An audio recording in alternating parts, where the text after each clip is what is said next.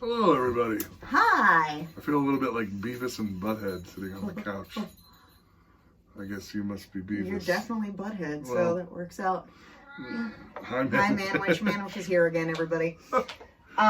This is Chesty Malone There he is. V-LOG number 4 Vlog. of our V-LOG. Vlog. It's not a V-log. And so, today, we're going to try and put some of Jen's sugary, salty balls in our mouths. ooh. So, my favorite part of the apocalypse thus far is that me and my friend Jen started exchanging baked goods via the USPS. And she makes these ridiculous Sugary, salty balls. Sugar, salty rum balls. You can put them in your mouth. All right, I'll take one. Right in the mouth. Holy shit, they're good. They're good. Oh, yeah. And they're fucking strong. Rummy. Like gin rummy. Jen rules. If you need a heavy metal t-shirt, you should look her up on eBay under Jen with 2 N's metal tees, and all the proceeds go to helping the metal community during the apocalypse, which is really fucking metal cool. tees. Jen with 2 Hi, N's. Jen. Thanks for your balls. Thanks for the I sugary, like putting salty them in my balls. mouth. Yeah, not bad. Oh, they're fucking good. Yeah. So, what's been happening with you guys out there? Anything?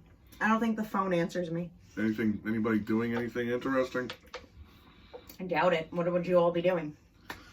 Watching us? Listening to us? Drinking? Not a whole lot else to do in Right? this apocalypse. Holy shit, my roots are fucking out of hand. Ugh. Don't spill your drink, please. Come on. It's okay. I need to keep my roots, though, for our upcoming quarantine cover. That's the only hint I'll give you there. Oh, yeah. Well, you know what? I can Use give you the another noggin. hint, too. Speaking of quarantine covers, so far we've given you a discharge and a void. We have a third one coming up in the next couple of days. Probably Saturday. Don't hold me to it, though. Maybe Not Friday. Striper. We don't know. It's not Striper. But I thought we loved Christian metal. I mean, the closest to actual Christian metal, Trouble. I like Trouble was great, and they were trying to market Trouble as white metal. Did you know that? White metal? Because it's That's weird pretty funny. because Trouble actually had like sort of Christian lyrics, but then they claim, if you read interviews with them, they would always say that they weren't a Christian band, and then apparently they really Jesus. weren't. They actually led like rock star lives on the road and stuff like that. But anyway, the record label Metal Blade tried to market them as white metal. Well, in all fairness, isn't fucking Tom Araya Christian? Yeah, but they don't sing about. Kronos is not a Christian. He might You be. hear that, Tom Araya? He's fucking not. He You might want to be. hear one of my disappointments in life? I successfully, for like a year and a half or so, had a rumor going around where I was telling everyone that Kronos was my dad, and people would like look at me and hear me sing something and be like, okay, I could see it, yeah. I was like, yeah, totally, he's my dad, and was going. And then we went out to dinner with like another couple or something, or drinks or something, and the girl was the first person to be like, no, he's not. And I was like, what do you fucking know? And she was like, I was married to him for Who a was few that? years. I don't remember who that was. I don't remember either, but do you remember that? I don't know. I don't really think we go out to dinner. It was, I feel like No, we were going no, out to I don't mean dinner like out to with another dinner. I feel like we were couple, like shit-faced at a diner at like 3 a.m. or something like that. I wonder if it was like one of Rob Daly's girlfriends. I or think something. it was. I think we were like shit-faced and would double down or something, and then we went to like eat and fucking. We She might was have like, been at "I a was trash bar. married to What was that? him." Kellogg's Diner in Williamsburg. Yeah, maybe. So one of Ended those. up there Anyway, a bunch of times. she ruined the fantasy. She was Bitch. like, You're yeah, a bitch if you're watching I this. was married to Kronos, and you're not his daughter. Yeah. But I mean, like, even if you were married to Kronos, I'm sure you weren't married I to could him still be his in the fucking daughter. 80s. You know what I mean? I Yeah. need more balls. I'll take another ball. Thanks, Jen, for your balls. I like Jen's balls. Jen's balls. Jen's gonna teabag everybody. Uh-oh. Melwich might eat some now. Man, which is gonna get wasted. Melwich is like a floor piranha. He really fucking is. Cheese, fucking anything you accidentally drop. He's all about it. Apparently he doesn't like sugary. Okay. He's not happy. Doesn't like sugary salty balls. Trying to talk with these balls in my mouth. Yeah. Can't really talk with Jen's balls in your mouth. Yes, Manwich, he can talk. Though. Manwich can talk. Let me wash down these balls, hang on. So, what were we talking about? Quarantine covers. Oh, right. So, you know what I spent my day doing? Learning a Slayer song. Ooh. I don't know for what purpose necessarily, but... And I don't know why my roots need to be this long, but we'll find out. Probably because you haven't dyed your hair in a while. Right, but it also has to do with quarantine cover. I wasn't going to dye my roots for one of them. But not the one I'm talking about. That's a whole different cover. No, it is a whole different one, but I thought, whatever. These aren't chronological, the same order that I'm thinking Holy they are. crap. Right, well, so the next one that's coming out in the next couple of days, what are we going to say, Friday or Saturday or something? Friday or Saturday. Evening high. Yeah. That one is going to be like we were just talking about, if you were paying attention. Manwich is really bothering me for some reason, harassing the crap out of me. He doesn't like when we do the videos inside. I think it freaks him out. He's like, get the fuck out on the porch, but it's really windy today. We tried to. Actually, though, he sits at the door and stares at us when we do it outside. He sniffs like a rabbit. Yes. Oh my God. Good You air. guys hear him? Good stuff. Anybody want to adopt a Manwich? Yeah. He's a little Anyone loud. want a 15-year-old annoying cat? Oh, we love Manwich, but yeah, he is a 15-year-old annoying Yes, cat. he is. Okay, so getting drunk after playing shows or not, sometimes fun, exciting things happen. Well, I used to drive to all our shows, so I didn't for a long time, for a couple of years. Yeah. So I didn't even drink at shows for a little while. I did. That was great. It was great. Still is great. Yeah, it's wonderful, honey. Remember on the way back from Baltimore? What did Kyle say? Something hilarious. Kyle was like, are you drinking tequila? Oh, I back was like, there? she's undrinking tequila. That's like, so I didn't- she was doing shots of tequila. Another brilliant idea. Oh, no, I was doing shots of whiskey. And then... No, it was tequila. Oh, I don't remember. Yeah. I know at some point I switched. I was doing And then I shots of switched whiskey. back. Okay. That's what happened. I was drinking tequila at the John Waters bar, and I was drinking whiskey at our show, and then I was already drunk, so when someone was like, what do you want a shot of? I was like, tequila! Obviously, I wasn't thinking. So then I was like, oh no. We were like on the highway, and I was in the back seat of our bass player's car, and I was like, I don't know what to do. I know he can't pull over anywhere, so I just picked up my backpack and dumped everything on the floor, and then started puking into my backpack. Because I'm a classy lady. So our drummer Kyle leans back and says, are you guys drinking tequila back there? And I was all, she's undrinking tequila, actually. Yeah. Well, She always has the best ideas. I do.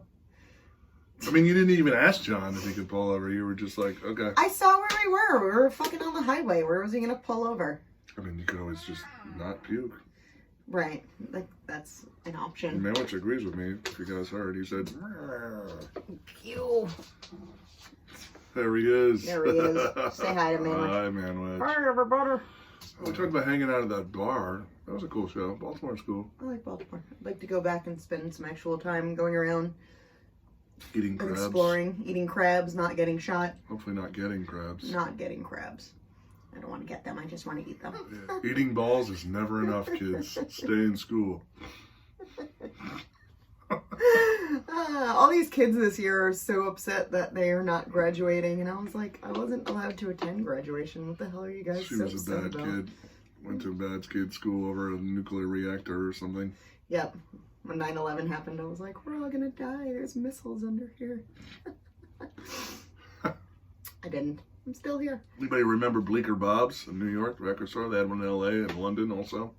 That was weird when he had like a chain of stores. That is really weird. Who would think that guy would have a chain of stores? He did, and he would fly to them. I never went to the one in London, but he was at the one in LA a lot. Remember when Bleecker Bobs was on Seinfeld? Yeah, but it wasn't Bleecker Bobs inside. No.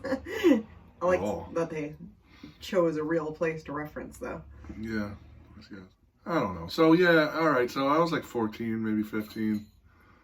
And we would go to New York a lot, and we would go, my parents would do their thing. I don't even know what they were doing. Drugs. I don't know.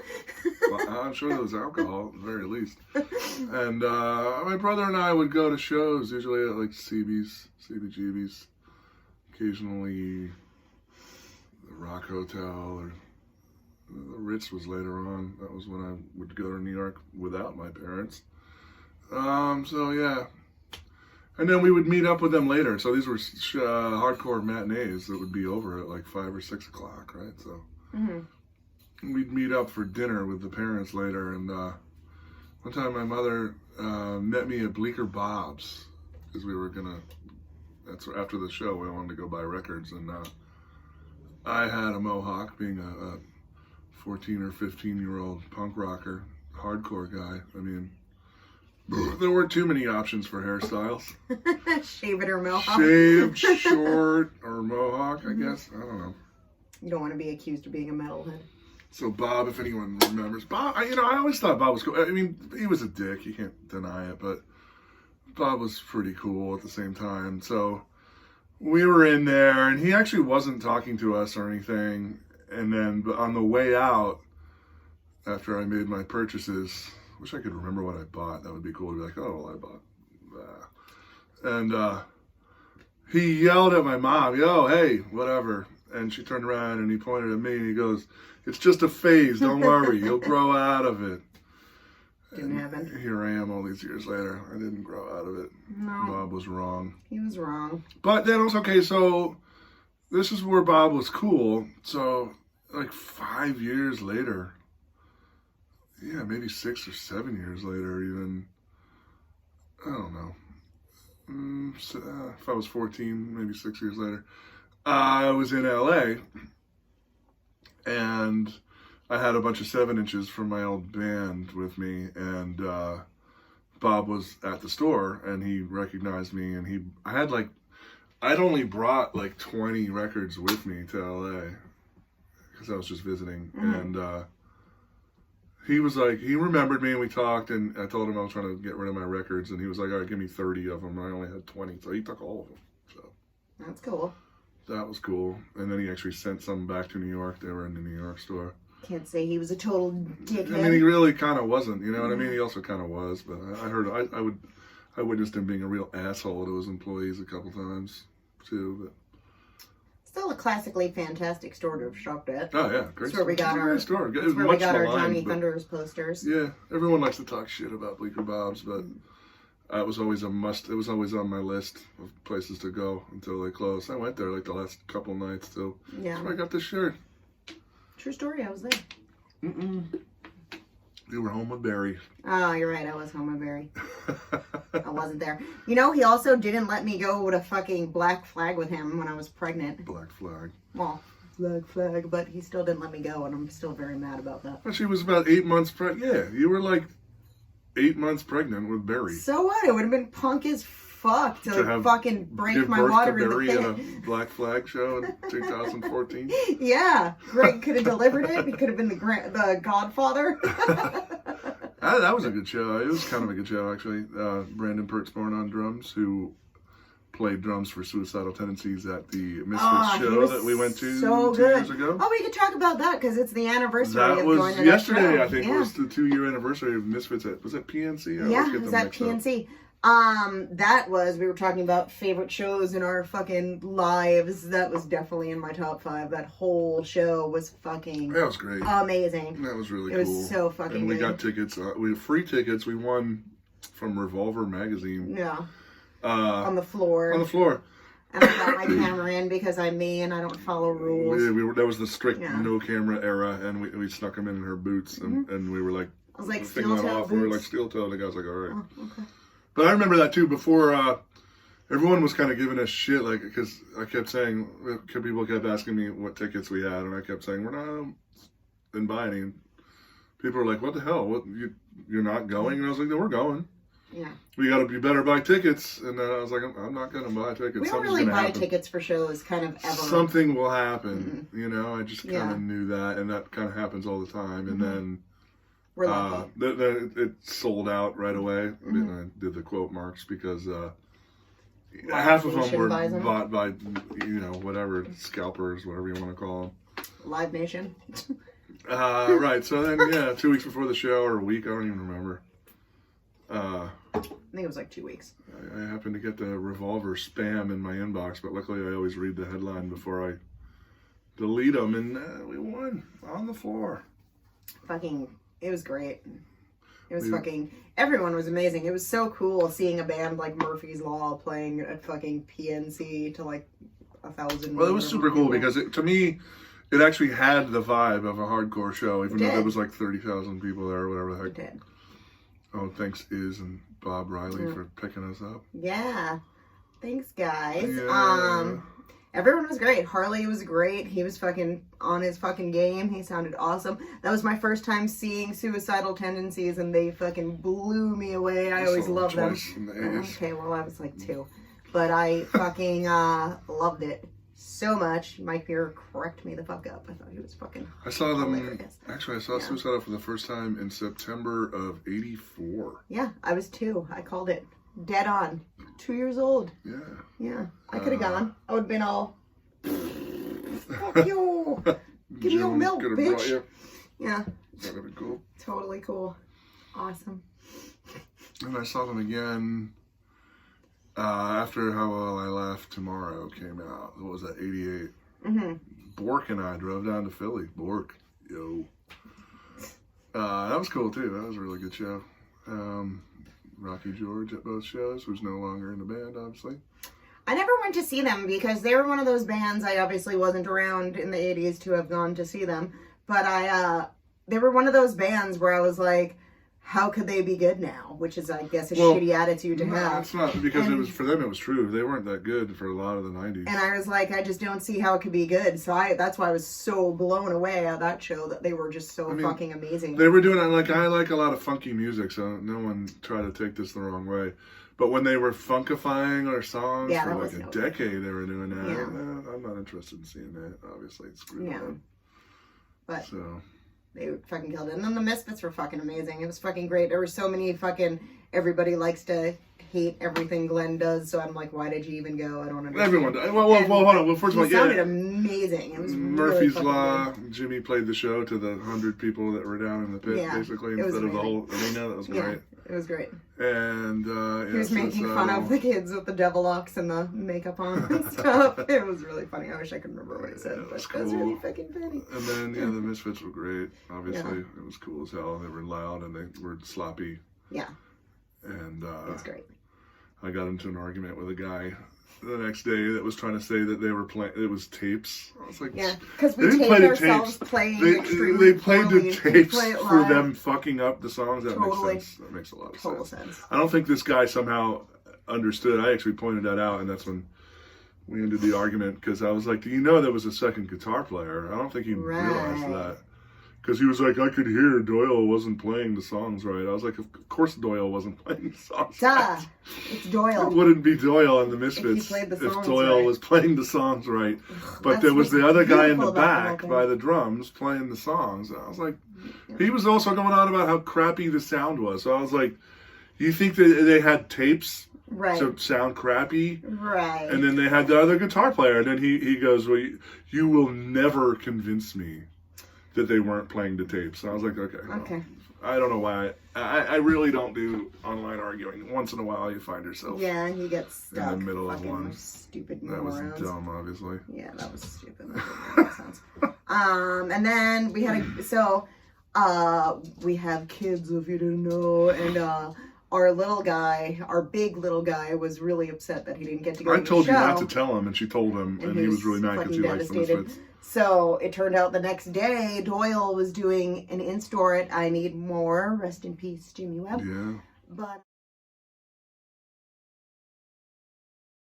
an in-store, and Ant was so excited all day and losing his mind. He couldn't wait. And then when he met Doyle, he was all... He was so shy. He wouldn't... He was just looking at the ground like this, and like... Doyle standing right next to him, and he was like...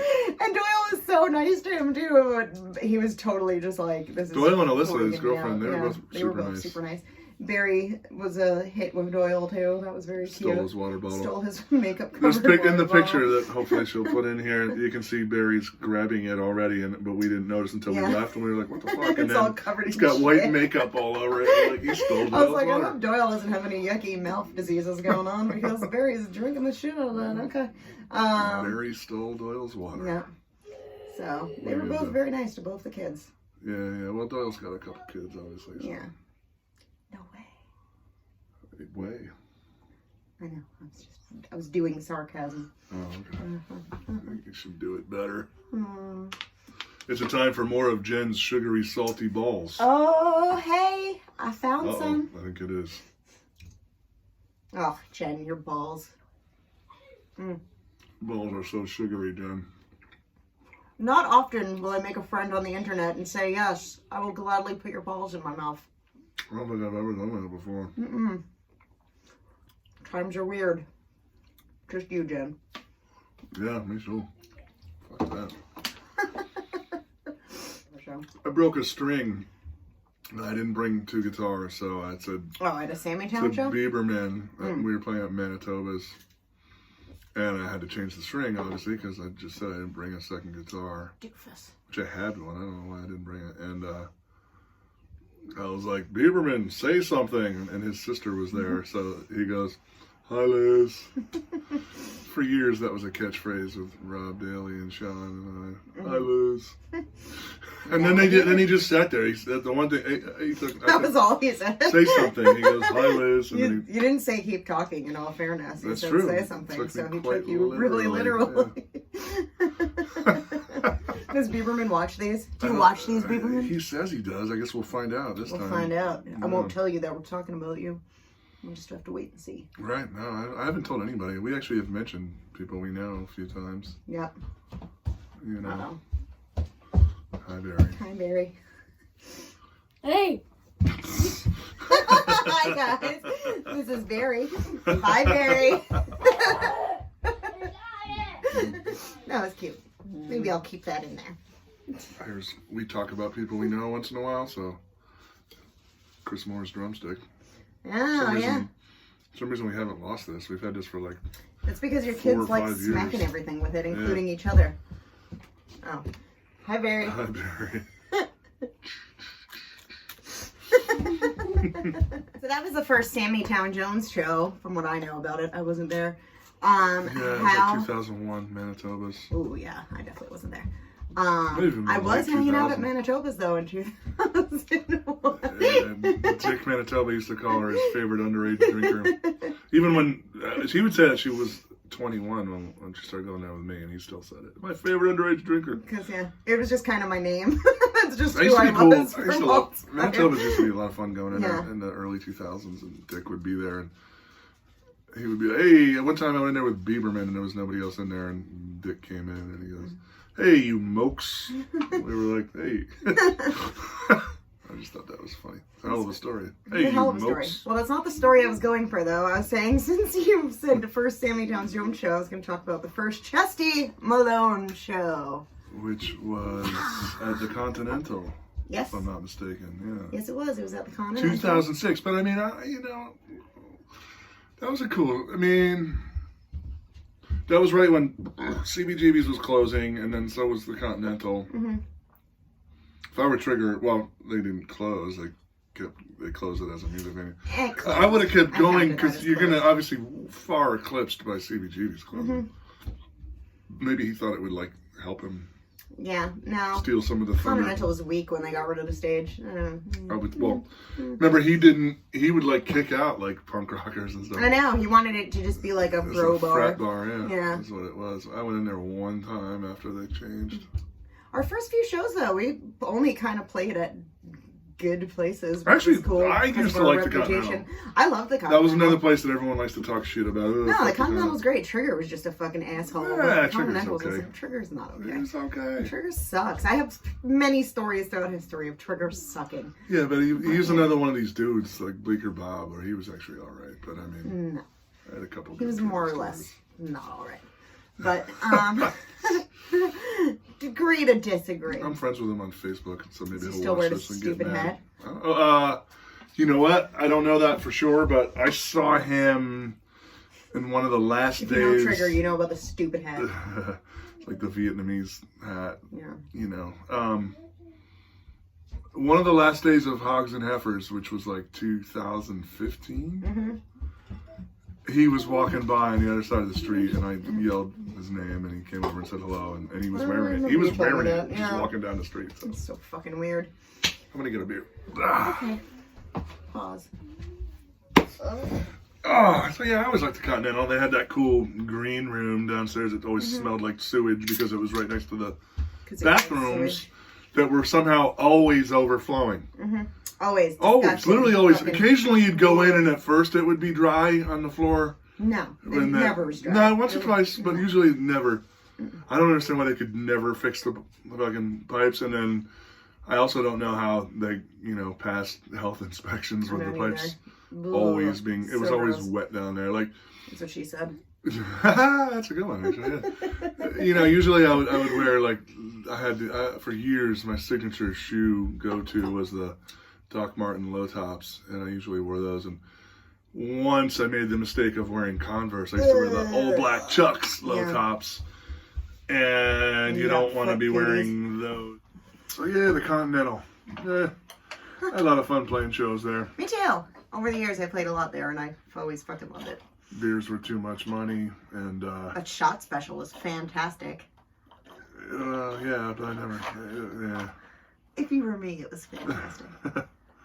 They would always, whatever the price of the beer was, it was like $5.75 or $6.75 for a bottle of Bud, when everywhere else in Manhattan beers were like $3.50. Yeah, but it was like 5 shots of anything. But the point I was also going to make is that it was like $5.75, so there'd be a quarter on the bar, and people would leave just a quarter, which I believe. Yeah. I believe in obviously tipping your bartender, but when you have an overpriced, way overpriced beer like that, and you'd hardly give bands, like you give bands like 1 drink ticket per band member.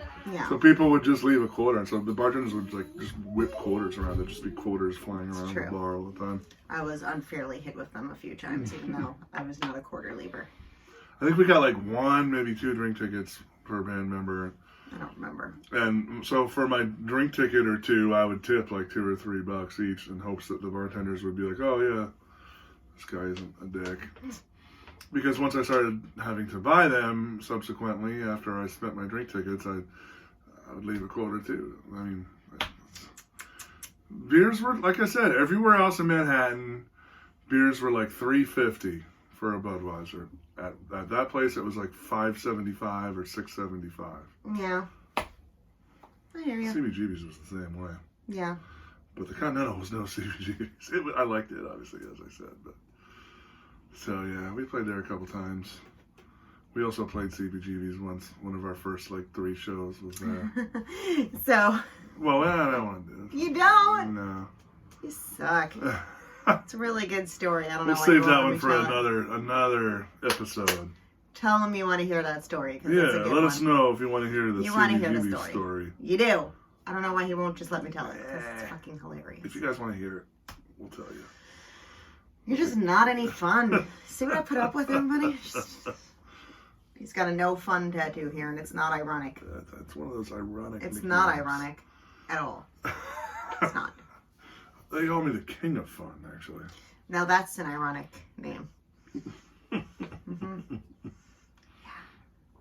All right, so we'll make this one a little bit of a short one. We just wanted to try Jen's sugary salty balls. Let's do another one for the road. All right. It's okay. They don't have to all be epics. We're going to do another record collection part 2. We'll give you a tour of our house. We're going to, I'm going to get a haircut. It's my new haircut.